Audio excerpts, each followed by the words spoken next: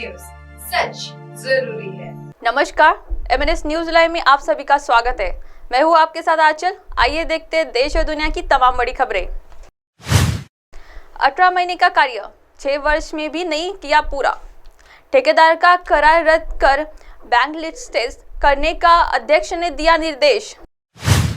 18 महीने में स्वास्थ्य उपकेंद्र का निर्माण कार्य पूरा करने का ठेका लेकर लगभग 6 वर्ष से भी पूरा नहीं करने वाला हताशा आशीर्वाद बिल्डर्स का करार रद्द करने के साथ ही उसे ब्लैक लिस्टेड करने का निर्देश जीप अध्यक्ष मुक्ता कोकड़े ने स्थायी समिति की बैठक में दिया।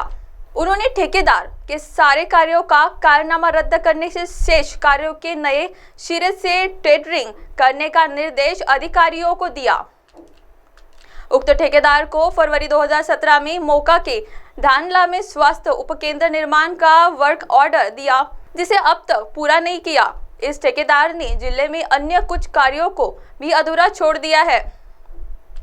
इसी तरह एक ठेकेदार ने सब सेंटर की बाउंड्री वॉल से सटाकर 70 से 80 ट्रक गिट्टी मुरुम ड्रम कर दिया, जिससे दीवार क्षतिग्रस्त हो गई।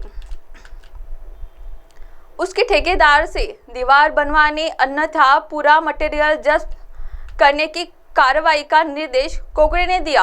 बैठक में उपाध्यक्ष कुंदा राउत, सभापति मिलन सूटे, प्रवीण जोत, राजकुमार कुसुम्बे, सदस्य रश्मि बर्वे, दिनेश बंग, संजय झाड़े, वेंकट कारेमारे व अधिकारी उपस्थित थे। अब आइए बढ़ते अगली खबर की ओर।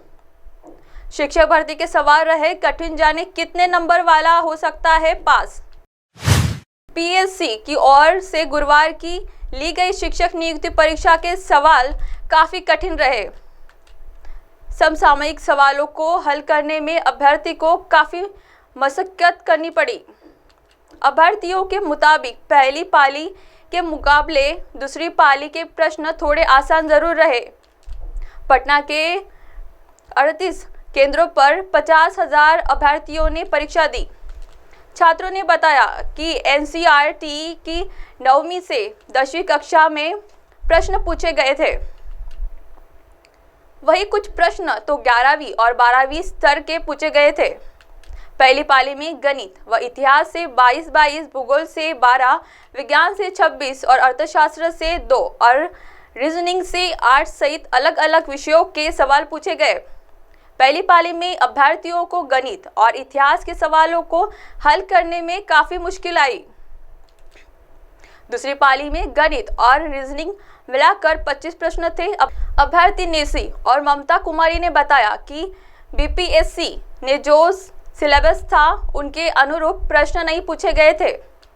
इतिहास और सर्वसामायिक के सवाल कहाँ से पूछे गए, इसे समझना मुश्किल था।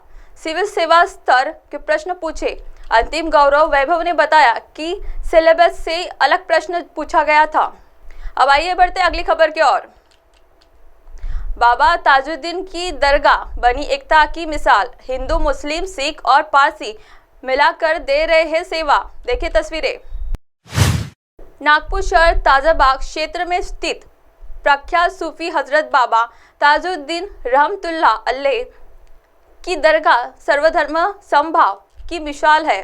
खास बात यह है कि हिंदू, मुस्लिम, सिख और पारसी मिलकर बाबा ताजुद्दीन की दरगाह की सेवा कर रहे हैं। नागपुर जिला सत्र न्यायालय द्वारा गठित 9 सदस्यीय हजरत बाबा ताजुद्दीन ट्रस्ट के मुस्लिमों के अलावा हिंदू, सिख और पारसी समाज के प्रतिनिधि भी शामिल है।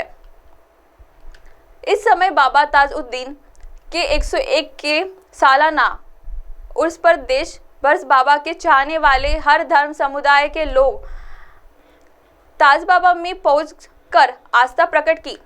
बाबा का शाही संदल उत्साह से निकाल गया। वही सालाना उर्स पर ताजाबाद में लगाया गया भव्य मेला न कि सिर्फ नागपुर बल्कि देश भर से आने वाले जायरीनों को आकर्षित कर रहा है।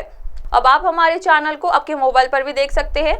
मोबाइल ऐप पर देखने के लिए प्ले स्टोर से एमएनएस न्यूज़ टीवी आप डाउनलोड करें इंस्टा, लिंक, ट्विटर, हाईकुक, फेसबुक और कई सोशल मीडिया प्लेटफॉर्म पर हमारा चैनल है। आप हमारे चैनल को लाइव भी देख सकते हैं www.mnsnews.com पर। फिलहाल वक्त हो चला ब्रेक का, सो ब्रेक से लौटने के बाद देखिएगा देश और दुनिया की तमाम बड़ी खबरें। नमस्कार।